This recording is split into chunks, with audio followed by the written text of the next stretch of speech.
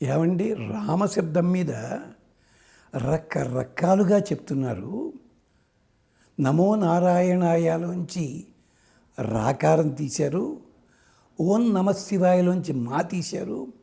రెండూ కలిపేస్తే కదండి. ఇది ఎవరు చెప్పారు? ఎక్కడుంది? ఏ గ్రంథంలో ఉంది? రామాయణంలో నామకరణం చేస్తూ రామశబ్దం పెట్టాడు వశిష్ఠుడు. అది ఇలా ఏమన్నా అనౌన్స్ చేశాడా? ఎక్కడైనా ఉందా అది? పోనీ ఇలాగా ఇదేమో పంచాక్షరి మంత్రం, అది అష్టాక్షరి. అష్టాక్షరి పంచాక్షరి కలిస్తేనే వచ్చిందని వేదంలో ఎక్కడైనా ఉందా? సరే, ఇలాంటివన్నీ చమత్కారాలు. అది నేను మాట్లాడను.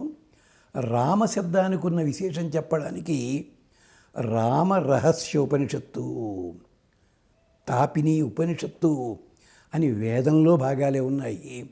వాటిల్లో రామ అండంలో చమత్కారాన్ని, పురాణాల్లో కూడా ఉన్నాయి చమత్కారాలు.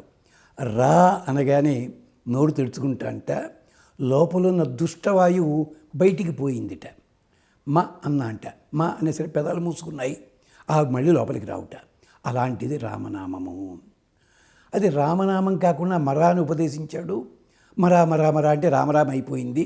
ఇలాంటి జోకులు, ఇలాంటి శ్లోకాలు ఒక 1000 దాకా ఉన్నాయండి. ఏమీ అభ్యంతరం లేదు.